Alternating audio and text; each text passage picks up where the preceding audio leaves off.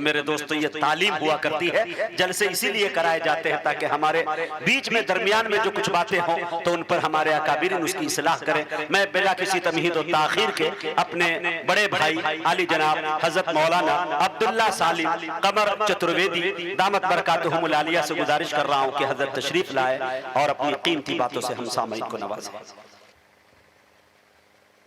अस्सलामु अलैकुम वरहमतुल्लाहि वबरकातुहू।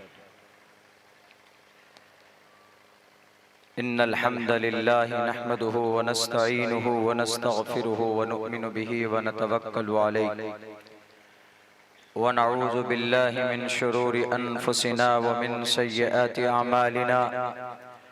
मन यहदिहिल्लाहु फला मुज़िल्ल लहु व मन युज़लिलहु फला हादिय लहु व नशहदु अल्ला इलाहा इल्लल्लाहु वहदहु ला शरीक लहु व नशहदु अन्न सय्यदना व मौलाना मुहम्मदन अब्दुहु व रसूलुहु। अम्मा बअदु फ़अऊज़ु बिल्लाहि मिनश शैतानिर रजीम। बिस्मिल्लाहिर रहमानिर रहीम। अलिफ लाम मीम ज़ालिकल किताबु ला रैब फ़ीहि हुदल लिल मुत्तक़ीन। वक़ाल अल्लाहु तबारक व तआला फ़िल क़ुरआनिल मजीद शहरु रमज़ानल्लज़ी उन्ज़िल फ़ीहिल क़ुरआनु हुदल लिन्नास। सदक़ल्लाहुल अज़ीम। All praise and thanks are Allah's, the Lord of the Alameen, mankind, jinn and all that exist.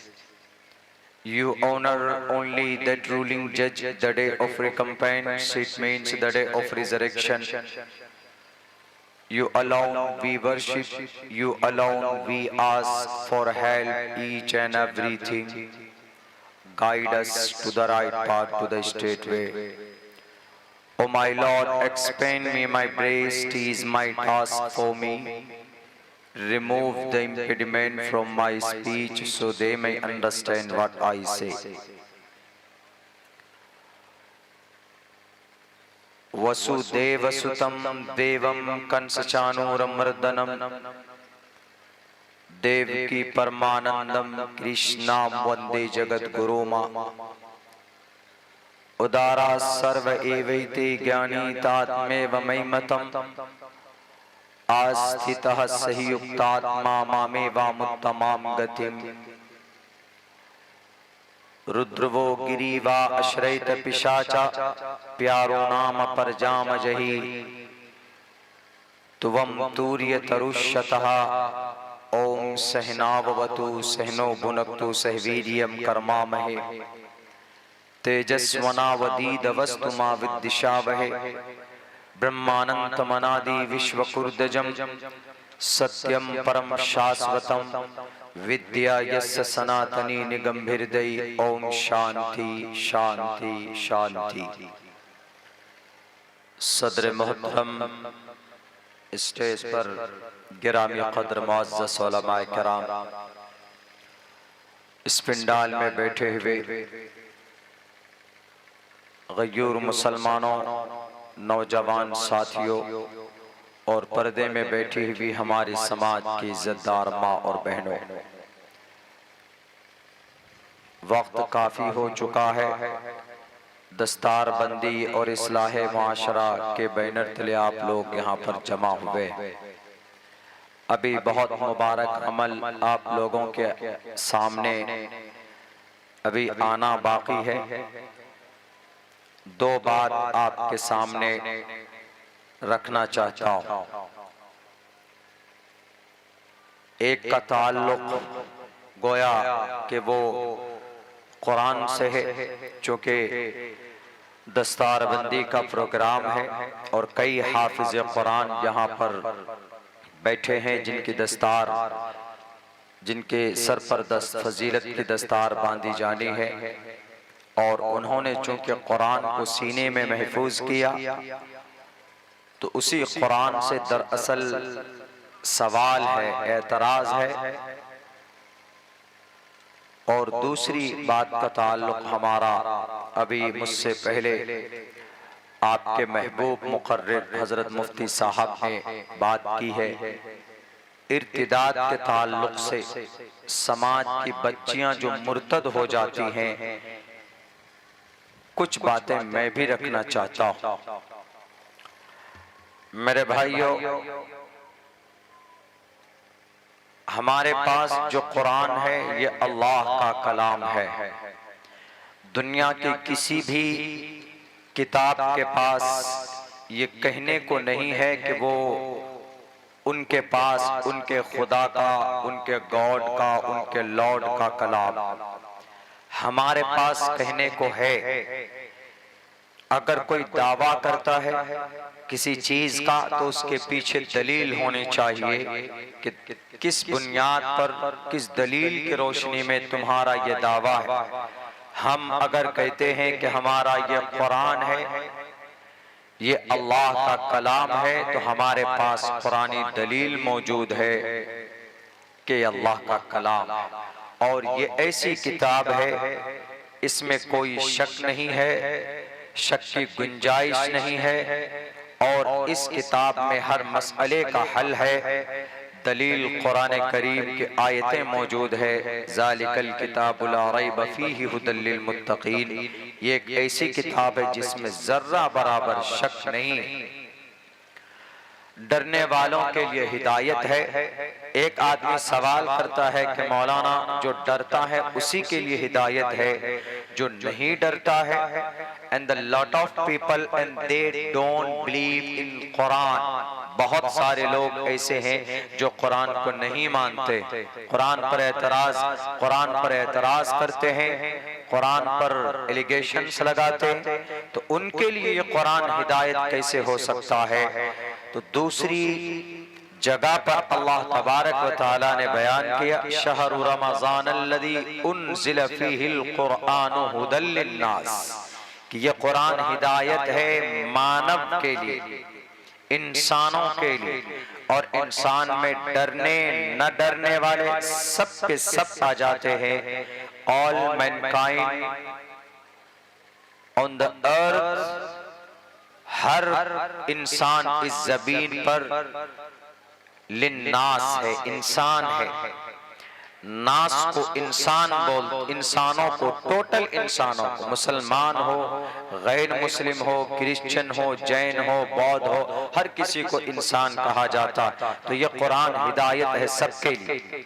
कोई ये कहे कि आपके कुरान में ये मसला नहीं है, आपका कुरान नाकिस है, आपके कुरान के अंदर ये कमी है, हर मसले का हल कुरान में है। वो तिबियानन लिकुल्लि शै, बयान करता है, वजाहत पेश करता है कुरान हर एक चीज की। आज 1842 के बाद, तारीख में नहीं जाना चाहूंगा, कुछ साजिश के तहत ये बातें आम की गई लोगों के बीच में कि मुसलमानों के पास जो कुरान है इसको पढ़कर एक कट्टर इंसान पैदा होता है, एक रेडिकलाइजेशन, बुनियाद परस्त इंसान बन जाता है। कुरान पढ़ने पढ़ाने वाले गलत बन जाते हैं, गलत चीजें एक्सेप्ट कर लेते हैं। एक गलत धारणा, एक साजिश के तहत ये अफवाह, ये एलिगेशन दुनिया के अंदर फैलाया जाता है। वरना कुरान पढ़कर हाफिज कुरान बनता है, कुरान करीम पर रिसर्च करके आलिम दीन बनता है, कुरान करीम के ऊपर रिसर्च करने के बाद एक्सप्लेन करने वाले को काजी कुरान, मुफ्तियान दीन बोलते हैं, जस्टिस ऑफ इस्लाम, काजी इस्लाम उनको कहा जाता है। और फिर सबसे बड़ी बात यह कि कुरान पढ़ने और पढ़ाने वाले, अल्लाह के नबी फरमाते हैं कि खैरुकुम मन तअल्लमल कुरान व अल्लमा, तुम में बेहतरीन शख्स वो है जो कुरान सीखता और सिखाता है। खैरुकुम, तुम में बेटर इंसान वो है जो कुरान करीम को पढ़ता और पढ़ाता है, सीखता और सिखाता है। बेहतर इंसान वही है इस जमीन पर। पता चला कि कुरान पढ़ने वाले, सीखने वाले, सिखाने वाले अल्लाह के नजदीक बहुत ही मुबारक है वो, उनका मकाम बहुत बुलंद है। ये दुनिया में उनका उनका मकाम और मर्तबा बुलंद है, हम इसका अंदाजा हमें ना हो, लेकिन कल क़यामत में इंशाअल्लाह तबारक व तआला आप अपनी नजरों से देखेंगे जो मकाम और जो फजीलत कुरान पढ़ने पढ़ाने वालों का होगा, एक हाफिज कुरान का होगा, वो दुनिया के एक प्रेसिडेंट का नहीं हो सकता, दुनिया के एक स्टेट के सीएम का नहीं हो सकता, किसी मुल्क के प्राइम मिनिस्टर का, राष्ट्रपति का, किसी मुल्क का, किसी नेशन का, किसी एशिया महाद्वीप या एशिया बर्रे सगीर के किसी मोतमद इंसान का, कोई उद्योगपति का वो मकाम वो मर्तबा नहीं हो सकता जो एक कुरान करीम पढ़ने और पढ़ाने वाले का हो सकता। कल क़यामत में अल्लाह तबारक व तआला, कोई प्राइम मिनिस्टर है, दुनिया के अंदर बहुत सारी दौलत का मालिक था, क्या अल्लाह ये कहेगा कि you are biggest person, rich man in the world, दुनिया के अंदर तुम मालदार थे तो आज तुम जाओ जन्नत पर चले जाओ, जन्नत के रास्ते पर चले जाओ, हम तुमको नहीं रोकेंगे। अल्लाह तबारक व तआला एक एक अमल का हिसाब लेगा उससे। अगर ये इजाजत किसी को होगी, अगर ये परमिशन किसी को दी जाएगी वहां पर, तो सिर्फ कुरान करीम के जो हाफिज होंगे, जो कुरान का पढ़ने वाला होगा, जो साहिब कुरान होगा, इज़ क़ाल लिसाहिबिही इक़रा वरतक़ी, कुरान करीम पढ़ता जा, जन्नत के दरवाजों पर चढ़ता जा, ये सिर्फ हाफिज कुरान से कहा जाएगा, साहिब कुरान से कहा जाएगा, जो कुरान का दोस्त होगा, कुरान का मुहाफिज होगा, कुरान करीम के अहकामात पर अमल करने वाला होगा, उनसे रब्बे जुल जलाल कहेगा कि जाओ जन्नत में खुद भी जाओ और अपने खानदान के 10 अफराद को जन्नत में लेकर जाओ जिन पर जहन्नम वाजिब हो चुकी है। ये कुरान करीम के पढ़ने पढ़ाने वाले के साथ ये मौजज़ा और ये रिस्पेक्ट और ये बिहेव वहां पर होगा मेरे भाइयों। ये है मकाम कुरान करीम के पढ़ने पढ़ाने वालों का। ये दुनिया में ना हो अलग बात है, बैरक आज की तारीख में ऐसा कॉन्सेप्ट बना दिया गया है कुरान के ताल्लुक से, कुछ और लोगों की तरफ से, कुछ फिरका परस्त तंजीमों की तरफ से मदारिस को टारगेट करते हैं, उलमा को टारगेट करते हैं, हुफ्फाज़ किराम को टारगेट करते हैं, कुरान करीम के औराक को, उनके मुसव्वदों को जलाते हैं और कहते हैं कि इस कुरान में गलत बातें लिखी हुई। तुम नहीं जानते कुरान करीम में गलत बातें लिखी हुई है, तुमको तुम्हारे दिल में, तुम्हारे दिमाग में ये भूसा भरा गया है कि कुरान में गलत बातें लिखी हुई। मैं एक्सप्लेन करूंगा। वो लोग जो कुरान को पढ़े बगैर, कुरान पर रिसर्च किए बगैर जो लोग इल्जाम लगाते हैं, उनकी किताबों में वही पैगामात बाज़ अल्फाज के साथ मौजूद है। बाद जगहों पर एप्लीकेशन तैयार करके सुप्रीम कोर्ट चले जाते हैं कि हम कुरान से 24 आयत रिमूव करना चाहते हैं sir, we want to remove the 24 आयत verses from the Quran Kareem because this not suitable for the mankind, दुनिया के इंसानों के लिए ये आयतें ठीक नहीं है। इन आयत में नफरत है, इन आयत में तशद्दुद है, इन आयत के अंदर टारगेट किया गया है पर्टिकुलर हमारे सनातन धर्मी भाइयों को, हिंदू भाइयों को। कहीं कहीं कहा गया कि हिंदुओं के माल को, उनकी दौलत को लूटो और खाओ। दलील पेश करते हैं फकुलू मिम्मा गनिमतुम। देखिए कुरान में ये आयत है, इसमें ये कहा गया हिंदुओं के माल को लूटो और खाओ। दूसरी जगह पर कहा गया कि देखिए इस कुरान में आयत है या अय्युहन नबिय्यु हर्रिज़िल मुअमिनीना अलल क़िताल, के नबी मुसलमानों को उभारिए कत्ल करने पर। किनको कत्ल कर, किनके कत्ल पर? हिंदुओं के कत्ल पर, सनातन धर्मी के कत्ल पर उभारिए अपने मुसलमानों को, अपने कलमा पढ़ने वालों को। ये तर्जमा किया जा रहा, हालांकि ये तर्जमा बिल्कुल नहीं, ये माना और मतलब बिल्कुल भी नहीं। और दूसरी जगह आयत पेश करते हैं वअइदू लहुम मस्ततातुम मिन कुव्वतिन व मिन रिबातिल खैल, कि कुरान में ये आयत है और इस आयत में ये कहा गया, मुसलमानों से कहा जा रहा है कि मुसलमानों तुम लोग तीर से, तलवार से, हथियार से तैयार रहो, ताकि भारत के अंदर हिंदू समाजों के ऊपर तुम जुल्म ज़्यादती करो, उनका कत्ल करो, उनका अपहरण करो, उनके ऊपर तशद्दुद करो। ये भी गलत, बिल्कुल बिल्कुल गलत। फक़्तुलुल मुशरिकीन हैसु वजदतुमूहुम, वो कहते हैं देखिए यही 24 आयत में से एक ये आयत भी है जिसमें ये कहा गया कि हिंदुओं को जहां पाओ कत्ल करो। मुफ्तियान किराम बैठे हुए ज्यादा बेहतर तफसीर आपको ये समझा सकते हैं, लेकिन I try my level best to understand, to make understand every person are sitting their chair and their seat. जो लोग बैठे हुए हैं मैं उनको समझाने की भरपूर कोशिश करूंगा। एक तालिबे इल्म हो, रिसर्च करता हूं, जो सबक उलमा से पढ़ा है वो आपके सामने पेश करता हूं। ये सारे माने मतलब, ये सारे तर्जुमे गलत।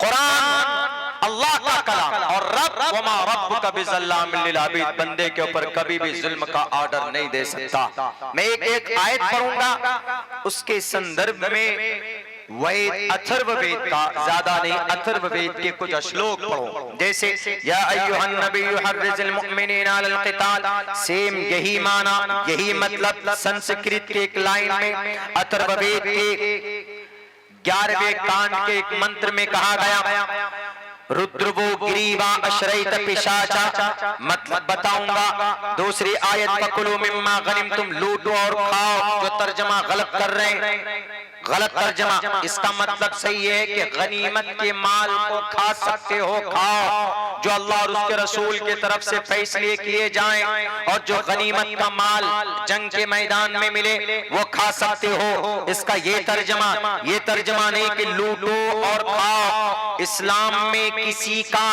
एक पालिश्ड जमीन किसी की जबरदस्ती कब्जा करना जब अलाउ नहीं है, इस्लाम में किसी को जुबान से तकलीफ देने की परमिशन जब नहीं है, तो दूसरे के माल को लूटना और खाने की परमिशन कैसे दिया जा सकता है।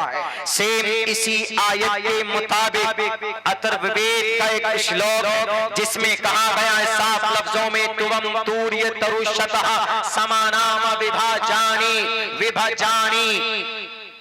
जो मतलब फकुलू मिम्मा गनिमतुम का है वही मतलब इस मंत्र का भी एक्सप्लेन करूंगा, अभी सिर्फ पढ़ रहा हूं। फक़्तुलुल मुशरिकीन हैसु वजदतुमूहुम का जो मतलब है वही मतलब अथर्ववेद के 11वें कांड के 19वें मंत्र में कहा गया, प्यारो नाम पर जाम जही, प्यारो नाम पर जाम जही, कि इस जमीन पर जो जुल्म करने वाले लोग हैं, इस जमीन पर जो जासूसी करने वाले लोग हैं, इस जमीन पर जो नफरत फैलाने वाले लोग हैं, उनको पकड़ो और उनके सर को उनके तन से जुदा कर दो। अथर्ववेद का यह श्लोक है, सेम है, मैं आखिर में बताऊंगा। लेकिन उससे पहले हजरत ने बहुत तफसील के साथ बात की कि हमारी समाज की बच्चियां क्यों मुर्तद हो जाती है। उन्होंने हजरत ने वजाहत की, सोशल मीडिया का प्लेटफॉर्म से भी हर एतबार से उन्होंने उस प्लेटफॉर्म का जो मिसयूज होता उन्होंने बताया। एक वजह मैं भी बताता, एक वाकये की रोशनी में हम भी जिम्मेदार हैं। इस इर्तिदाद हमारी समाज की मुस्लिम बहनें जो अपने ईमान का सौदा करती हैं, हम भी जिम्मेदार है। We are great responsible. Our young generation, हमारे नए जवान, हमारे नौजवान शादियों में डिमांड करते, हमारे नौजवान कभी भी समाज सुधार के लिए आगे नहीं आते। हमारे नौजवान जर्रा बराबर उनको अपने समाज के लिए, अपने माशरे की इस्लाह के लिए चिंता नहीं है। हमारी बच्चियां अखियार के स्कूल कॉलेज में पढ़ती, हमारी बच्चियां, हमारे बच्चियों के लिए मुनासिब इदारा नहीं है जहां पर्दे में रहकर हम अपने बच्चियों को पढ़ा पाए। जिम्मेदार कौन? हम और आप जिम्मेदार।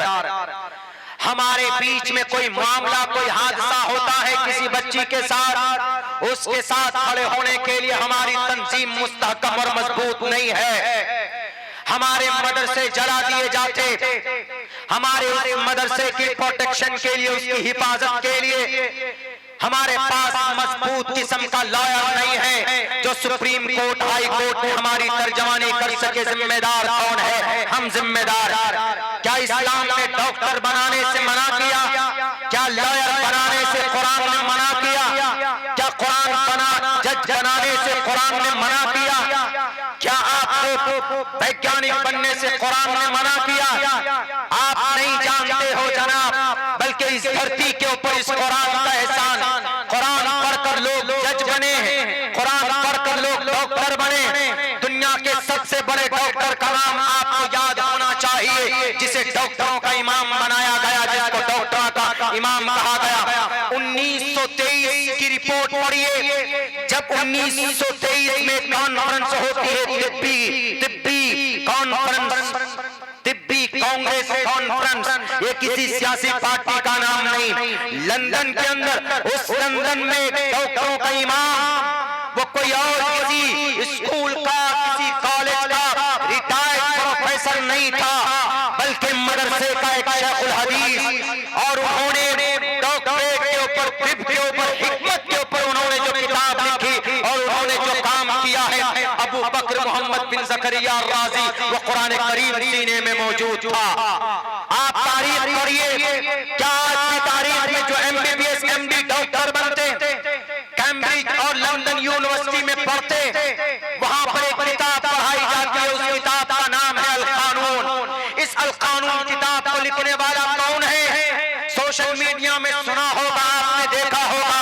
उस किताब को लिखने वाला 10 लाख अल्फाज, and this book has been written by a Muslim great scholar, एक मुस्लिम आलिम दीन के, एक हाफिज कुरान से लिखी गई है ये किताब, जिसमें 10 लाख अल्फाज। इबादत पर नहीं लिखी गई ये किताब, बल्कि दुनिया में डॉक्टर कैसे बनेंगे, डॉक्टर ऑफ मेडिसिन कैसे बनेगा, डॉक्टर ऑफ फिजियोथेरेपिस्ट कैसे बनेगा, डॉक्टर ऑफ सर्जन कैसे बनेगा, इसके ऊपर ये किताब लिखने वाला कोई और नहीं। 11 साल की उम्र में हाफिज कुरान बनने वाला शेख हुसैन इब्न अली सीनो थे, जिन्होंने कुरान को सीने में महफूज किया था। आज हम मुजरिम हैं कि नहीं, हमारा बच्चा कुरान पढ़ेगा तो सिर्फ आलिम दीन बन सकता है, हमारा बच्चा डॉक्टर नहीं बन सकता। हमने इन फील्ड को मजबूत किया, हमने इन फील्ड को बंद कर दिया। यही वजह है कि आज हम डे बाय डे कमजोर होते चले जा रहे हैं, कमजोर होते चले जा रहे हैं। हमारे नौजवान, यकीनन ये बड़ा अलमिया है हमारे साथ में कि हमारी समाज की बच्चियां मुर्तद होती। हजरत ने मोबाइल का जिक्र किया, मोबाइल के मिसयूज से भी हमारे बच्चियां मुर्तद होती है, और कभी कभी मखलूत तालीम से तो कभी नहीं, बहुत ज्यादा। को एजुकेशन सिस्टम बोलते इंग्लिश को, को एजुकेशन सिस्टम।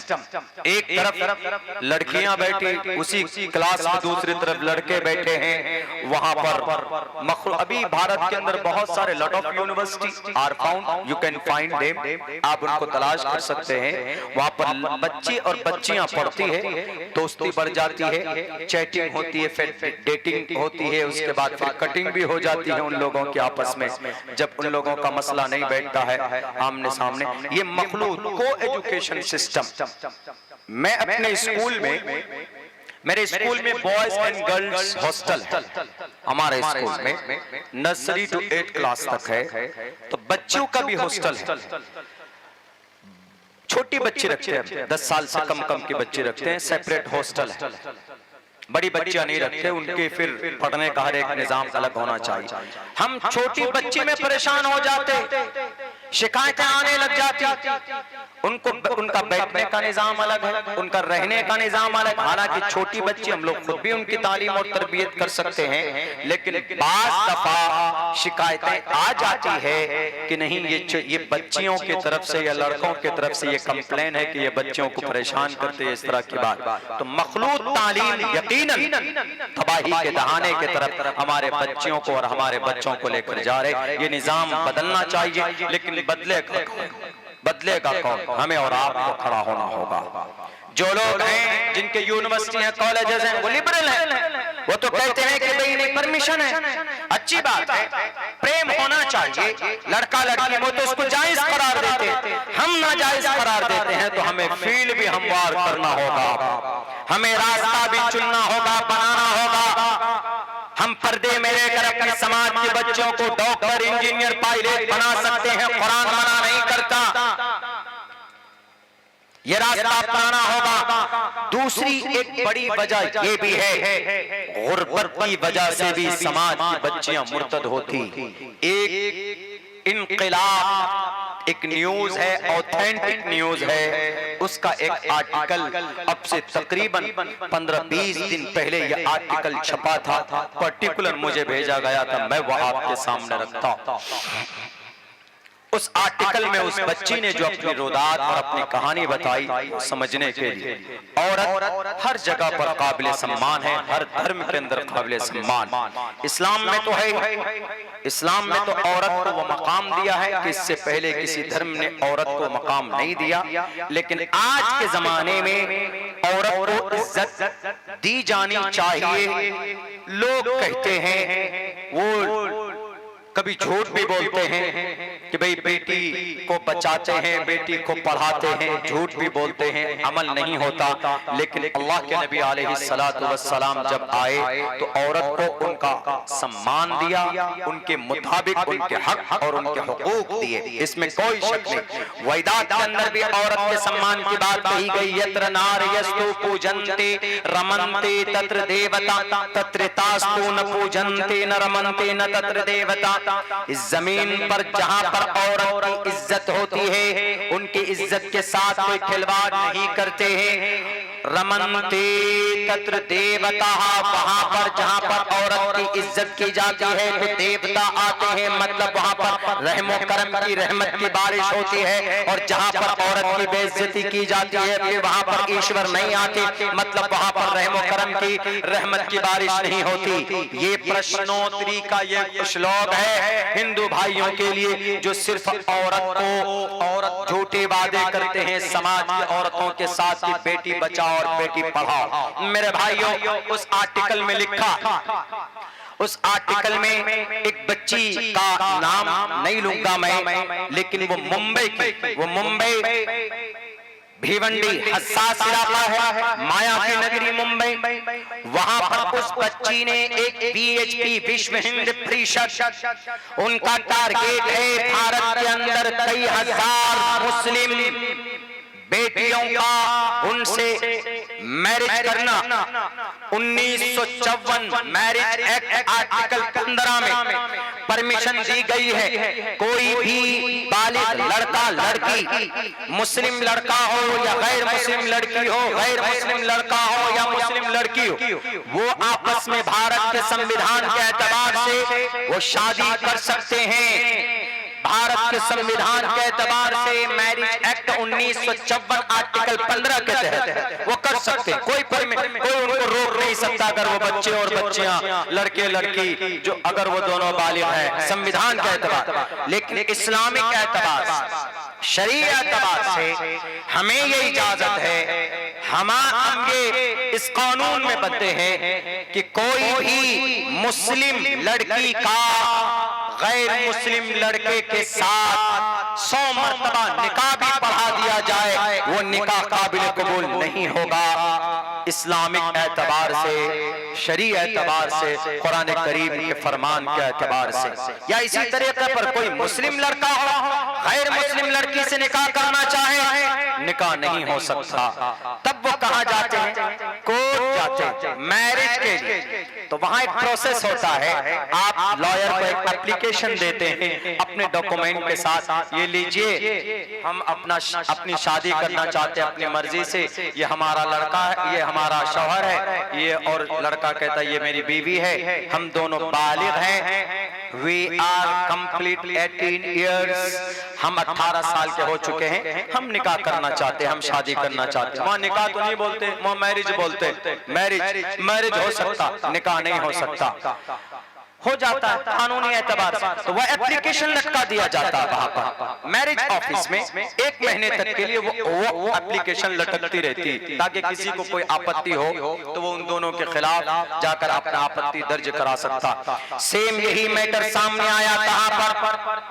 मुंबई जब एप्लीकेशन किसी वकील ने, मुस्लिम वकील ने देखा तो उसने उस एप्लीकेशन को किसी तंजीम के पास फॉरवर्ड किया कि सर आप कान में तेल लगाए सो रहे हैं, यहाँ पर आपकी मुस्लिम बेटियों का ईमान का सौदा हो रहा, अपना ईमान बेचकर वो अपने दीन को छोड़कर मुर्तद होकर दूसरे के हाथ पकड़कर शादी कर रही, कैसे बचाया जाए? आप लोग घरों में बैठे हैं, आप लोगों को चिंता नहीं है। एक वकील ने अपनी बात मैसेज पहुंचाई किसी तंजीम के किसी जिम्मेदार को, वो फौरन पहुंचते हैं, ऑफिस में देखते हैं कि वाकईतन ऐसा मामला सामने आया। एड्रेस लेकर उस बच्ची के घर पे जाते हैं, बच्ची से कहते हैं कि बेटी बताओ जरा तुमने ये कदम क्यों उठाया? क्या तुमको नहीं मालूम कि ईमान लाने के बाद कोई भी मोमिन मर्द या औरत अगर वो अपने ईमान से हाथ धो बैठे, अगर वो मुर्तद हो जाए, या अय्युहल्लज़ीना आमनू मन यर्तद्द मिनकुम अन दीनी, अपने दीन से मुर्तद हो जाए, फयमुत व हुवा काफिरुन, वो मर जाए उसी हालत में, इर्तिदाद की हालत में, वो काफिरुन, वो काफिर है, फउलाइका हबितत आमालुहुम फिद दुनिया वल आखिरा व उलाइका अस्हाबुन नारि हुम फीहा खालिदून। तो उनके जो आमाल हैं वो सब के सब खत्म हो जाते, उनके पिछले जो अच्छे आमाल है वो कोई काम नहीं आता। फउलाइका अस्हाबुन नारि हुम फीहा खालिदून। क़यामत में मरने के बाद क़यामत में हमेशा के लिए जहन्नम का फैसला होगा। क्या तुमको इससे डर नहीं लगा? तुमने क्यों ये निकाह किया? तुमने क्यों मैरिज की? क्यों शादी की? तुमने अपनी कीमती दौलत, ईमान, अल्लाह के दरबार में, अल्लाह के खजाने में इससे बड़ी कोई दौलत नहीं है बेटी। तुमने एक ईश्वर को, एक अल्लाह को, एक परमात्मा को छोड़कर तुमने गैरुल्लाह के सामने सजदा किया और अपने ईमान का सौदा किया। सिर्फ एक PhD का ये लड़का जो तुमको गाड़ियों का शौक, गाड़ियां दिखाकर और अपने हवेली और बंगले का सपना दिखाकर छोटे वादे कर कि मैं स्वीट हार्ट में ये ला दूंगा, मैं ये ला दूंगा, मैं चांद पर चढ़कर तारे ला दूंगा, और तुम उनके झूठे वादे पर अपने ईमान का सौदा करवेगी। तुमको नहीं पता कि इसकी कितनी खतरनाक सजा है मरने के बाद। बल्कि इस्लामिक शरीयत हो तो कत्ल कर दिया जाए, कैद खाने में डाल दिया जाए पूरी जिंदगी तक। लेकिन अगर तुम दुनियावी एतबार से अगर बच गए यहाँ पर भारत के अंदर, भारत के कानून का सहारा लेकर, तो कल क़यामत में तुम नहीं बच सकती। उस बच्ची ने क्या कहा वो हम सबको सोचना चाहिए और गौर करना चाहिए कि इसमें जिम्मेदार 75% हम जिम्मेदार लोग हैं, हम दानिश्वर लोग हैं, हम तंजीम के बड़े तंजीम के रहनुमा वो रहबर लोग हैं। जहाँ पर मखलूक तालीम की वजह से इर्तिदाद फैलती, जहाँ पर मोबाइल की वजह से इर्तिदाद फैलती, जहाँ पर और बेदीनी की वजह से इर्तिदाद फैलती, वहाँ एक इर्तिदाद की वजह गुर्बत की है, गरीबी की वजह से भी इर्तिदाद का बाजार गर्म होता। उस बच्ची ने कहा कि मौलाना, उस बच्ची ने कहा कि सदर मोहतरम, are you president of your organization, आप अपनी तंजीम के सदर हैं। आई एम 70 years old, मैं 27 साल की हूँ। आई एम ग्रेजुएटेड, मैं पढ़ी लिखी बच्ची हूँ, मैं जानती हूँ इस्लाम के बारे में भी जानती हूँ कि इस्लाम में अगर कोई ईमान से हाथ धो बैठे मुर्तद हो जाए तो उसकी क्या सजा।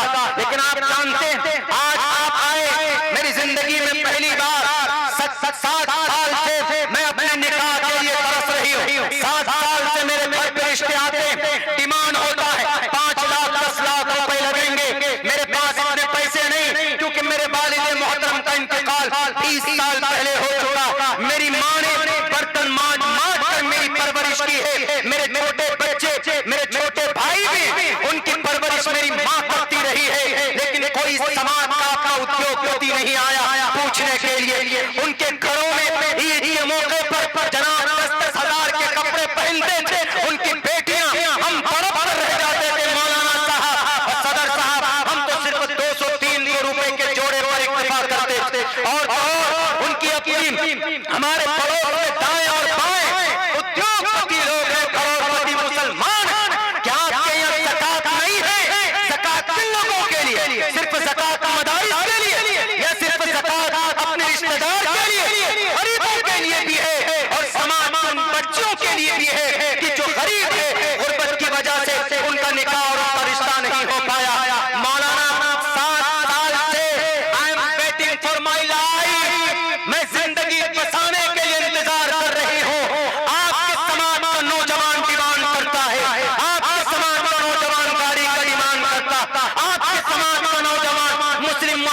का नौजवान जो बोलता है कि मैं मुसलमान, मैं अब्दुल रहमान, ऐसी जवानी पर लानत है मेरे नौजवानों कि तुम्हारी डिमांड की वजह से एक बच्ची मुर्तद हो जाए, एक बच्ची अपने ईमान का सौदा कर ले। ऐसी जवानी अल्लाह तबारक व तआला को नहीं चाहिए। कल क़यामत में रब पूछेगा वन शबाबिही फीमा अबला, जवानी कहां पुरानी करके आए। तुम्हारे सामने में तुम्हारी बेटियां मुर्तद होती रही, तुम्हारी बहनें मुर्तद होती रही, और तुम जहेज का डिमांड करते रहे, तुम तिलक का डिमांड करते रहे। कहां गए थे तुम उस वक्त? क्या तुम किसी गरीब बच्ची का हाथ पकड़ लेते? क्या तुम्हारी जिंदगी खुशहाल नहीं होती? क्या जवाब दोगे? उस बच्ची ने कहा कि मौलाना साहब, मेरे घर के दोनों तरफ मेरे जो पड़ोसी, उनके पास 10-10 लाख रुपए वो सिर्फ डेकोरेशन में खर्च करते अपनी बेटी की शादी में। अगर 2, 2.5, 3, 4 लाख रुपए मुझे दे देते तो मेरी शादी हो जाती। नहीं हुई मेरी शादी इन ठेकेदारों की वजह से, इन लुटेरों की वजह से, और इन सिर्फ दिखावा, ये जो गति हो गए अपने अय्याशी की जिंदगी गुजार रहे हैं, गरीब की तरफ नजर नहीं करते। कहां गया ज़कात का पैसा? कहां गया सदक़ातुल फित्र, जो ईद उल फित्र में नमाज अदा करने से पहले वाजिब है अदा करना? कहां गया वो पैसा? इन पैसों को अगर जमा किया जाता तो आज मेरा ईमान सलामत होता। मैं जानती हूं रब अगर पूछेगा कल क़यामत में कि तुमने एक PhD के जवान का हाथ क्यों पकड़ा, मैं रब के सामने कहूंगी, मैं कहूंगी कि या रब्बा, आप पूछे मुझसे नहीं, आपने हमें गरीब बनाया। 10 साल पीछे, 10 साल तक ये जो लड़का PhD का है, इसने मेरे घर की परवरिश की, इसने मेरे घर का खर्चा संभाला, और मैंने अपने ईमान का सौदा इसलिए किया है। मेरी छोटी बहन है, मेरा भाई, मेरी माँ, अगर मैं ये रिश्ता न करती, अपने ईमान का सौदा न करती, तो मेरी बहन अपनी इज्जत सड़कों पर बेचने पर मजबूर होती, और मेरी माँ तड़प कर मर जाती, मेरा भाई खुदकुशी कर लेता। इसलिए मैंने सोचा कि इनको खुशहाल करने के लिए एक ईमान को भेज दूंगी, रब के सामने सवाल करूंगी। रब अगर मुनासिब समझेगा तो मुझे माफ करेगा, नहीं तो मुझे जन्नत जहन्नम में डाल देगा। मैं अपने परिवार को खुशहाल करने के लिए मैंने अपने ईमान का सौदा किया है। मौलाना साहब कहां थे आप? कहां है आपकी तंजीमें? मदरसा चला दिया जाता है 14 साल पुराना, हमारी तंजीमें लुंगड़ी और दिल्ली बड़ी बैठी रहती, FIR तक लॉन्च नहीं कर पाते। भारत के अंदर, जब कानून के अंदर, संविधान के अंदर जब ऑप्शन मौजूद है कि हम कानूनी कार्रवाई कर सकते, क्यों नहीं करते? कौन सी मसलिहत है? कौन से करप्शन में आप फंसे हुए जिसकी वजह से आप इन फिरकाप्रस्त ताकतों के हाथ में कानूनी लड़ाई नहीं लड़ सकते? इन मदरसों के अंदर कुरान करीम की तालीम दी जाती, पैगाम दीजिए उनको। गरीब समाज की बच्चियां कहां पर है? लिस्ट तैयार कीजिए। प्रोग्राम करने के लिए हम मेहनतें करते हैं, समाज सुधार के लिए मेहनतें करते, लेकिन गरीब की वजह, गुर्बत की वजह से बच्चियां अपने ईमान बेच रही, इसकी लिस्टिंग क्यों नहीं कर सकते? ये गुर्बत कैसे दूर हो सकती? 35 करोड़ भारत का मुसलमान अगर एक में जमा करेगा, 35 करोड़ एक दिन में जमा होगा कि नहीं होगा? 35 करोड़ छोड़ो, 10 करोड़ मुसलमान एक दिन में 1 करोड़ रुपए जमा करेगा, 30 दिन में 300 करोड़ जमा हुआ, और पूरे 12 महीने के अंदर अगर ये पैसे जमा हुए तो 3600 करोड़ रुपए जमा होंगे। 1 रुपए में कौन जमा नहीं कर सकता? हमारी तंजीमों को आगे बढ़ना होगा, हमारी तंजीमों को सिर्फ वो दादे आजम के जमाने के मान और मर्यादा के मुताबिक काम नहीं करना होगा।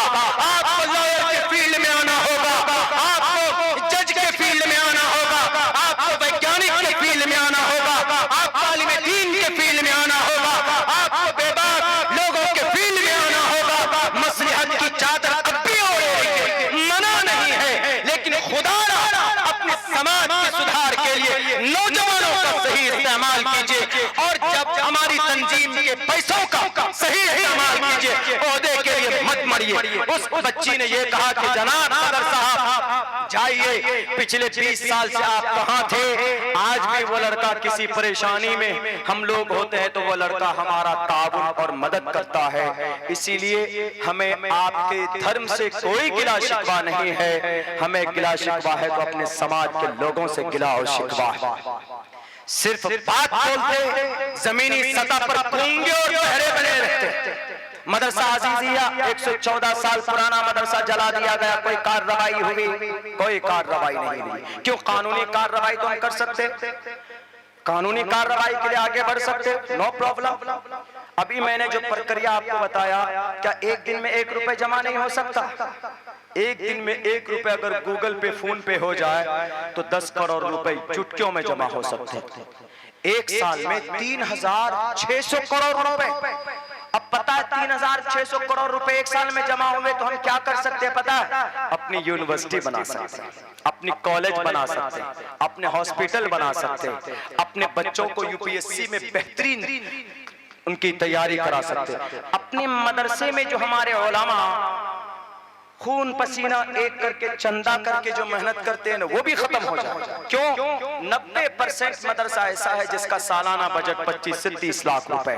अगर इस तरह का निजाम बन जाए, हमारे उलमाए किराम दर दर भटकेंगे नहीं रसीद लेकर, बल्कि टोटल उस ऑर्गेनाइजेशन के जरिए से हैंडल होगा।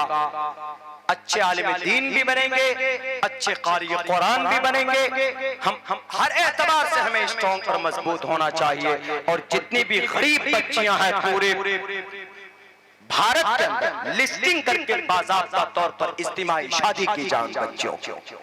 गुर्बत की वजह से भी, गुर्बत की वजह से भी बच्चियां मुर्तद होती है।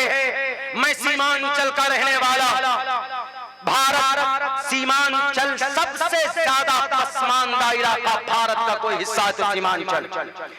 17 बच्चों को मैंने मेरी निगाहों के सामने देखा है कश्मीर जाते हुए अपने ईमान का सौदा करके। कौन जिम्मेदार? हम जिम्मेदार। सिर्फ सदर और सेक्रेटरी की कुर्सी के लिए लड़ोगे तो दफन हो जाओगे, याद रखो।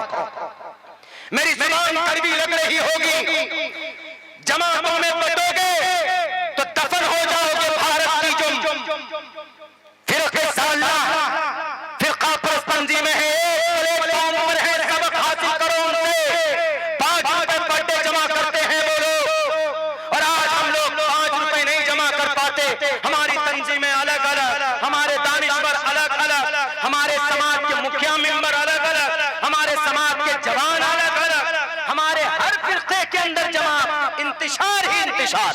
सब मुजरिम हैं, हम भी मुजरिम हैं। हर गिरोह के अंदर इंतशार है कि नहीं है बताइए? अगर सर जोड़ कर बैठेंगे, जिस मजहब में इज्तिमाइयत है, जिस मजहब में इज्तिमाइयत पर अल्लाह की नुसरत है, उस मजहब का, उस धर्म का आज हाल ये है कि अलग अलग तंजीमें, अलग अलग जमातें, अलग अलग कमेटियां, अलग अलग पार्टियां बनाए हुए हैं। जहां जाना हो बेटी को जाए, कोई फिक्र नहीं, कोई लाहे अमल नहीं हमारे नौजवानों का। कौम प्यासी है, इनका सही इस्तेमाल होना चाहिए। मेरी बात कहां जा रही है समझने वाले समझ रहे हैं। मेरी बात थोड़ी सख्त होती है, कड़वी होती है, लेकिन आप अगर रात में शांति के साथ सोचेंगे तो मेरी बात यकीनन सच होती है। इसके ऊपर रिसर्च मैं करता हूं, इसलिए मैं आपको बता रहा हूं। आइए जो एतराजात थे हम वो बताएंगे थोड़ी देर में, उसके बाद अपनी बात खत्म करेंगे। तो इस कुरान करीम के मिसाल के तौर पर मैं इसलिए बोल रहा हूं कि हमारे बीच में हमारे यंग जनरेशन का सही इस्तेमाल होना चाहिए। हायर एजुकेशन में हम पीछे, हर मैदान हम पीछे। मौलाना अरशद मदनी साहब दामत बरकातुहू, मेरे उस्ताद मोहतरम, उन्होंने एक बयान दिया था दिल्ली के रामलीला ग्राउंड में। बड़ा वावेला हुआ था, मेरा तवज्जो उधर नहीं था, कहीं और मेरा प्रोग्राम था। हकीकत बयान किया। हजरत ने कुछ लोगों को समझ में नहीं आया तो उन्होंने वावेला मचाया कि ओ मन्नु अल्लाह एक कैसे हो सकता है, आपने ये कर दिया वो कर दिया। फिर हमने जहां तक हो सका मैंने उसका एक्सप्लेन किया था बाद में कि हजरत ने ओम अल्लाह को कैसे एक जगह बताया, मन्नु और आदम को कैसे बताया एक जगह पर, मैंने उसका एक्सप्लेन किया। लेकिन क्या बेहतर होता अगर उस फील्ड में उसी मंच में उसका एक्सप्लेनेशन होता, बेहतर होता। क्यों? हमारे पास अफराद की कमी है, हमारे पास हर फील्ड का अफराद हो। कुरान करीम पर बात आए, कुरान करीम के एक्सप्लेनेशन की तो हमारे मुफ्तियान किराम हर जगह पर मुफ्तियान किराम की तादाद बढ़नी चाहिए, काज़ी इस्लाम की तादाद बढ़नी चाहिए, हाफिज़ कुरान की तादाद बढ़नी चाहिए, डीएमएसपी की तादाद बढ़नी चाहिए। क्या यूपीएससी में 3% रिजर्वेशन नहीं है मुसलमानों के लिए? लेकिन नहीं दे पाते, यूपीएससी में नहीं दे पाते, क्रैक नहीं कर पाते हमारे बच्चे, उस तरह के वो नहीं होते। तो मेरा कहने का मतलब यह है कि हर फील्ड में हमें स्ट्रॉन्ग होना है। हमारी ये तारीख रही है, हमारी ये तारीख रही। आज दुनिया जिनको कहते हैं कि हमने ये किया हमने वो किया, अरे एहसान है, ऑपरेशन किसका इजाद किया? अबुल कासिम अज़हरावी का, और इस अबुल कासिम का नाम बदल दिया है यूरोप वालों ने, अल्बुकसीस अबुल कैस नाम रखा। ऑपरेशन का इजाद करने वाले का नाम Abul Qasim Azharawi. He was a student of the Quran Kareem. MD पढ़ने वाले, सिलेबस में अल कानून किताब का लिखने वाला शेख हुसैन इब्न अली सीना। He was a complete हाफिज़ Quran when he was 11 years old। जब वो 11 साल के थे हाफिज़ कुरान बने और इतनी बड़ी डॉक्टरेट के ऊपर किताब लिखी। ये तारीख हमारी है। दुनिया के किस मसले का हल इस कुरान में नहीं, हर मसले का हल है कुरान में, लेकिन उसको वाज़े करके लोगों के सामने पेश करना होगा, नहीं तो गलतफहमी बढ़ती। अभी जो बात आई मदरसे की, पता उस मदरसे को क्यों जलाया गया? वो एतराज, उन्होंने कहा कि इस मदरसे में कुरान पढ़ाया जाता और कुरान में 24 आयत है जिसमें कई आयतें हिंदुओं को कत्ल करने मारने की बात है। गलतफहमी, मैं एक्सप्लेन करता हूँ। एक आयत उन्होंने ये पेश किया, अय्युहन नबी युहर्रिज़ुल मुमिनीना अलल क़िताल, कि नबी मुसलमानों को हिंदुओं के कत्ल पर उभारिए। गलत तर्जुमा हिंदू नहीं लाना चाहिए। ये आयत नाज़िल हुई जंगे बद्र के बाद, जंगे बद्र के बाद, और जंगे बद्र मदीने के करीब हुई। आप अलैहिस्सलाम अगर खुद से जंग करते, हिंदुओं को मारते, कत्ल करते, मुशरिकीन का कत्ल करते, कुफ्फार का कत्ल करते, तो आप मदीना से मक्का जाते, मक्का के करीब ये जंग होती। लेकिन ये जंग मदीने के करीब हुई। इससे ये पता चलता है कि मुशरिकीन मक्का आप अलैहिस्सलाम का सर पर आ गए, तब आप अलैहिस्सलाम ने जंग की। और फिर सुनिए, ये आयत उन लोगों के लिए, हमारे हिंदू भाइयों, आप अगर सुन रहे हैं या मेरा वीडियो आप तक पहुंचता तो बड़ी संजीदगी के साथ सुनिएगा। ये आयत उन लोगों के लिए है, आप अलैहिस्सलाम मदीना गए, यहूदियों से आपने मुआहदा किया, हम लड़ेंगे नहीं आपस में हम एक दूसरे का मुआइन और मददगार होंगे। मजहब अपनी जगह पर है, हमारे मजहब में ये अच्छाई है, ऐसा करोगे तो ऐसा पाओगे, लेकिन हम कभी भी आपस में लड़ेंगे नहीं, टकराएंगे नहीं। अगर कोई हम पर लड़ेगा तो हम एक दूसरे की मदद करेंगे। ये बात, ये मुआहदा तय हुआ, कोई जासूसी नहीं करेगा। ये बात शर्त और वादे के तौर पर मशरूत हो गई, वहां पर ठीक है। कुछ दिनों के बाद कुछ यहूदी मक्का के कुछ जासूस मुशरिकीन से मिलकर मक्का के लोगों ने बरगलाया यहूदियों को, मदीने के यहूदियों को, और ये कहा कि तुम्हारे पास मोहम्मद इब्न अब्दुल्लाह है जो तुम्हारे पास रहकर हुक्मरानी करता, देखो हमने अपने इलाके से निकाल दिया मक्का से, इसलिए तुम लोग भी उनको निकाल दो और जासूसी करो, खात्मा करो। इस बीच में अल्लाह तबारक व तआला ने अल्लाह के नबी अलैहिस्सलाम को खबर दे दिया वही के जरिए कि कुछ लोग जासूसी कर रहे हैं तुम्हारे शहर में, तुम्हारे मुल्क में। जरा बताओ, अगर भारत के अंदर कोई चाइना का आदमी जासूसी करेगा तो उसको सजाए मौत, अगर बांग्लादेश बांग्लादेश में कोई जासूसी करेगा उसको सजाए मौत, श्रीलंका की कोई जासूसी करेगा उसके मुल्क में जासूसी तो उसको सजाए मौत। जब दुनिया के अंदर मुल्क के अंदर जासूसी करने वाले की सजा मौत है तो मोहम्मद रसूलुल्लाह के कत्ल की साजिशें करने वाले के लिए अल्लाह के नबी को अल्लाह तबारक व तआला जब कहते हैं कि आप भी उनको मारने के लिए, खत्म करने के लिए उन जासूसों को, मुसलमानों को तैयार कीजिए, तो ये गुनाह क्यों है? आज भी तो इस पर अमल होता है। ये उन लोगों के लिए था जो जासूसी कर रहे थे, जो होने वाले वादे को तोड़ रहे थे, ये उन लोगों के लिए ये आयत थी। और अगर आपको पेट में दर्द है किसी को कि नहीं जनाब इस आयत से हमें पेट में दर्द होता है, तो अथर्ववेद का मंत्र उठाकर पढ़ लेते जिसके अंदर कहा गया प्यारो नाम पर जाम जही, प्यारो नाम पर जाम पर जा। लोग अगर उग्र हो जाएं, लोग अगर जालिम बन जाएं, लोग अगर जासूस बन जाएं, लोग अगर मुतनफ्फिर होने लगे, लोग एक दूसरे के खिलाफ दुश्मनी पैदा करें, प्यारो नाम पर जाम जही, उनका खात्मा कर दो। वही पैगाम है जो कुरान में है। तो जब आपको इस पर एतराज, तो कुरान की आयत पर एतराज है तो मंत्र पर भी एतराज होना चाहिए। दूसरी आयत लेते, दूसरी आयत में कहा गया फकुलू मिम्मा गनिमतुम, लूटो और खाओ। गलत तर्जमा, सही तर्जमा यह है कि गनीमत के माल को खाओ। जंग होती है, जंग के मैदान में जो चीज जीत जाते हैं, जंग जीत जाते, मैदान जीत जाते, तो जो भी प्रॉपर्टी है, जमीन है, जो भी आलात है, जो भी सामान है, वो सब जीतने वाले का होता है, वो यूज कर सकता है। आज भी यही कानून है। भारत श्रीलंका पर, चाइना पर कब्जा कर ले तो चाइना के जितने इलाके पर कब्जा करेगा वो जमीन भारत का होगा, वो जमीन भारत की गवर्नमेंट अपने अंदर लेकर उसको इस्तेमाल कर सकती है। तो यही बात कुरान में कही गई फकुलू मिम्मा गनिमतुम, कि गनीमत के माल को तुम खा सकते हो, कोई दिक्कत नहीं है।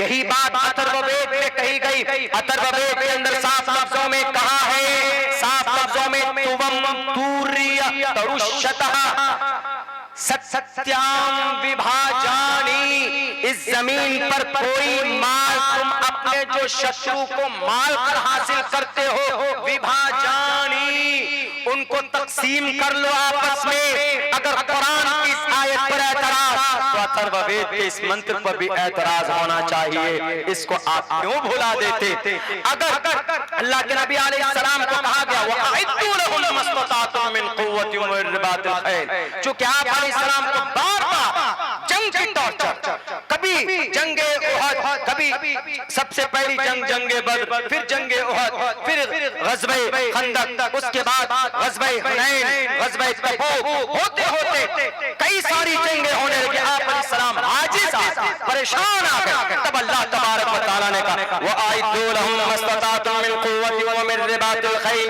आप ताकत के एतबार से मजबूत रहिए। हमारे भारत के अंदर हमारे डॉक्टर एपीजे अब्दुल कलाम ने 5 मिसाइल क्यों बनाया? ताकि ईरान या रूस या चाइना कोई भी इस मुल्क में अगर आक्रमण करे, हमला करे, पड़ोसी मुल्क हमला करे, तो हम अपने मिसाइल से उनका दिफा करेंगे। सेम यही बात है, आज भी इस पर अमल होता है। मन तो बात की बात है, बल्कि रिसेंटली जो कानून है वो यही कहता है कि आप ताकतवर बनिए ताकि दुनिया के और मुल्कों के सामने में आपका धाक हो। यही बात अल्लाह के नबी अलैहिस्सलाम को रब कहना चाहता, वअइद्दू लहुम मस्तताअतुम मिन कुव्वतिन व मिन रिबातिल खैल। जब आज ये बात जायज है किसी मुल्क के लिए, किसी इलाके के लिए, किसी गवर्नमेंट के लिए कि वह हथियार बना सकते हैं, रख सकते हैं यूनाइटेड नेशन के परमिशन के हिसाब से, तो फिर भाई हमारे मोहम्मद रसूलुल्लाह ने तलवार रखी, घोड़े तैयार किए, तो इस पर क्यों एतराज, क्यों आपत्ति है? नहीं होना चाहिए। अगर आपको इस पर आपत्ति और एतराज है तो उठाइए। गीता के अंदर पहले उस श्लोक में कहा गया जंग करो, जंग के फील्ड में आओ, धर्म क्षेत्रे कुरुक्षेत्रे समवेता युत्सवः मामका पांडवा किम कुर्वत संजय। इस ईश्वर कृष्ण जी कहते हैं साफ साफ लफ्जों में अर्जुन को क्या, कुतस्तुवा कश्मलिदम विश्वे समुपस्थितम अनार्य जुष्टम कीर्ति कर्मजुना। मैं अगर पढ़ने पे आऊं मेरे भाइयों, काफी वक्त काफी श्लोक पढ़ सकता, तालिब इल्म हूं, रिसर्च करता हूं, लेकिन एक बात ये कहना चाहूंगा कि जो मदरसा है, मदरसों में जो कुरान पढ़ाया जाता है, खुदा की कसम खाकर मैं कहता हूं, I spent 14 years completely in a madrasa. I completed my Fazira course from Darul Deoband in 2011. सन 2011 में मेरी फरागत हुई दारुल देवबंद से। उससे पहले जिन जिन मदरसों में रहा, उन मदरसों की हालत में आपको बता सकता हूं। मदरसों के अंदर ऐसी कोई बात नहीं होती जो असंवैधानिक हो, जो असामाजिक हो, जो अहिंसा, जो जुल्म के तरफ ले जाता हो, या किसी पर जुल्म की ट्रेनिंग या कोई जुल्म की बात पढ़ाई जाती। मदरसे की एक तारीफ है, बल्कि इस भारत के अंदर मदरसे का एक एहसान है। हमारे मदारिस के फुजला ना होते, हमारे अगर मदारिस ना होते, मैं कसम खाकर ये बात कहने के लिए तैयार हूं कि इस देश के ऊपर ये देश कभी आजाद ना होता। मदरसा जिन लोगों ने चलाया, उनको मैं थोड़ी सी तारीफ और थोड़ा सा झलक मदरसे के ताल्लुक से बताना चाहता। इस देश में सबसे पहले मुहद्दिस और सबसे पहले आलिम दीन जिन्होंने हदीस के दर्स को आम किया, कुरान करीम की तालीम को आम करना शुरू किया, मदरसों के प्लेटफॉर्म से। अगर मदरसा ना होता तो शाह वलीउल्लाह मुहद्दिस देहलवी ना होते, शाह वलीउल्लाह ना होते तो शाह अब्दुल अजीज ना होते, शाह अब्दुल अजीज ना होते तो जिहाद का फतवा अंग्रेज के खिलाफ कोई देने वाला पैदा नहीं होता, शाह अब्दुल अजीज ना होते तो हाजी इमदादुल्लाह ना होते, हाजी इमदादुल्लाह ना होते, मौलाना कासिम ना होते, मौलाना अब्दुल रशीद गंगोही ना होते, मौलाना कासिम ना होते तो दारुल देवबंद की बुनियाद ना होती।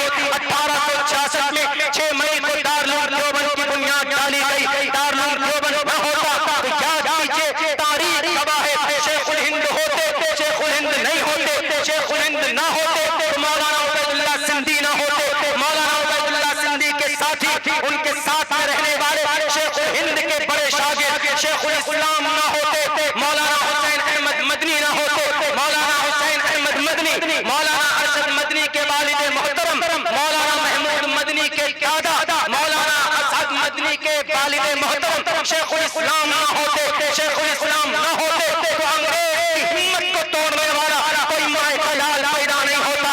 अगर मदरसा ना होता तो अंग्रेज के खिलाफ पानीपत की लड़ाई कौन लड़ता?